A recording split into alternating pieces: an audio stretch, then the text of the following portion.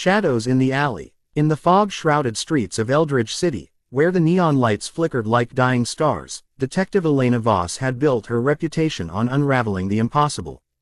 At 42, with sharp green eyes that missed nothing and a scar across her cheek from a case gone wrong, she was the department's last hope for the unsolvable. But this killer, the one the press dubbed the Whisperer, was different. He didn't taunt the police with letters or leave bodies in dramatic poses. He was precise, silent, a shadow that struck only at dusk, targeting children who wandered too far from home. 5 victims in 3 months, all under 10, their small bodies found in alleyways with throats slit so cleanly it looked like a surgeon's work. No fingerprints, no DNA, no witnesses. Just a faint whisper of wind, as if the city itself was sighing in defeat. Elena's desk was a graveyard of case files, coffee stains, and crumpled photos of the victims. Little Jamie with his freckles, Sarah with her pigtails, and the latest, Tommy, whose wide-eyed school picture stared back at her like an accusation. Why children? She muttered to herself one rainy evening, poring over autopsy reports. The cuts were identical, left to right, deep but controlled, no hesitation marks. This wasn't rage, it was ritual. Serious, calculated. The breakthrough came on a Tuesday. A street vendor near the docks reported seeing a tall man in a tailored black coat lingering near a playground. He didn't speak, didn't interact, just watched with eyes like polished obsidian. The vendor snapped a blurry photo on his phone before the man vanished into the mist. Elena enhanced it at the station. Mid-40s, clean-shaven, hair cropped short. Ordinary, except for the intensity in his gaze. He's not hiding, she told her partner, Ramirez, a burly ex-Marine with a soft spot for kids. He's blending. That's what makes him sharp. That night, Elena couldn't sleep. She paced her cramped apartment, the city lights casting long shadows on the walls.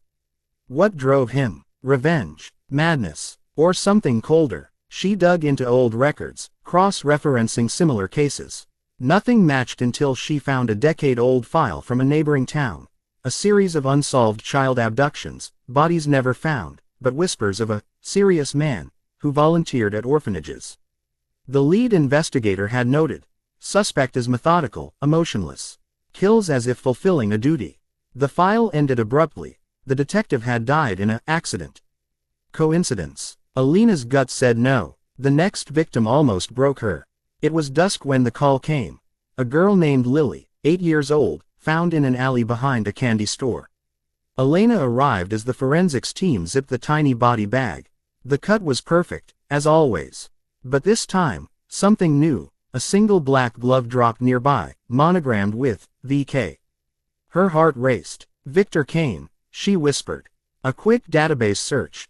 Victor Kane, 45, former pediatric surgeon, license revoked after a malpractice suit involving a child's death. He blamed the system, vanished 5 years ago. The glove was a plant. Or a mistake. Elena's mind spun. Was he getting sloppy, or luring her in? She staked out his last known address, an abandoned warehouse on the outskirts. Rain pounded the roof as she slipped inside, flashlight cutting through the darkness. Empty crates, rusted tools, and a wall of photos. Children, dozens of them, smiling innocently. Her breath caught. In the center, a manifesto scribbled in precise handwriting. The innocent must pay for the guilty. Streets cleanse the debt. Debt? What debt? A floorboard creaked behind her. She whirled, gun drawn, but the shadow was gone. Heart hammering, she fled, calling for backup. By morning, the warehouse was torched, photos reduced to ash. He's toying with me, she told Ramirez over burnt coffee.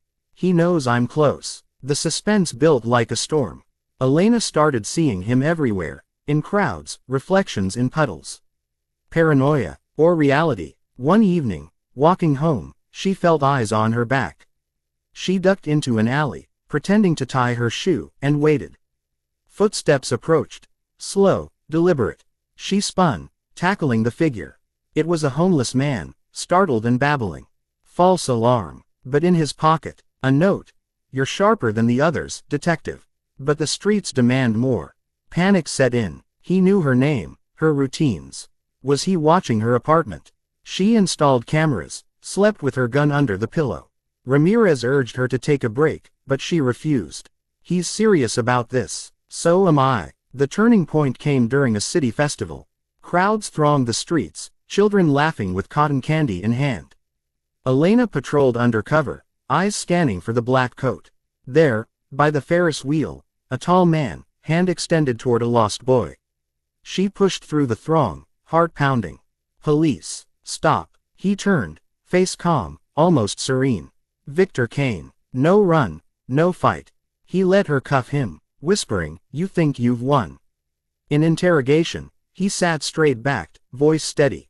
"The children are sacrifices to balance the scales. My son died on the operating table because of careless parents, negligent streets.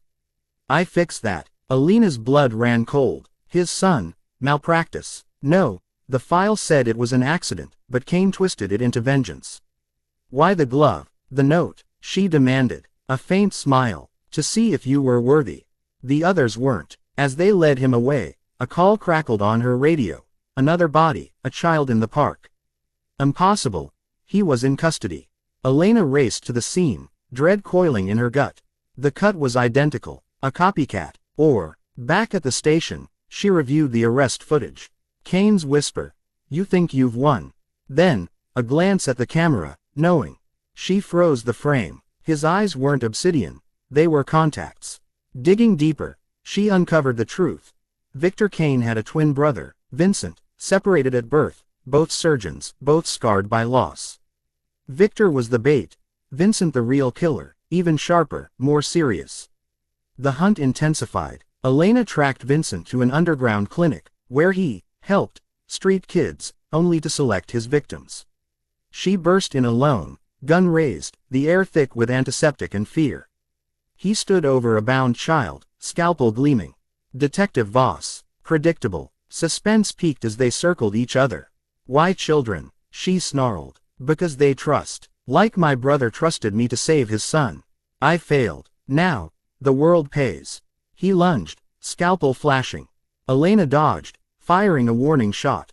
The child screamed. In the chaos, Vincent disarmed her, his grip iron. "You're next." But Elena was ready. She twisted, using his momentum against him, slamming him into the wall. Cuffs clicked. Backup arrived as he whispered, "There are more like me." The streets never end. In the aftermath, Elena stood in the rain, the city lights blurring. 5 children avenged, but at what cost? The twins were locked away, their debt unpaid. Yet whispers lingered in the alleys, rumors of another shadow, another serious soul. Elena holstered her gun, eyes sharp. The hunt wasn't over. It never was.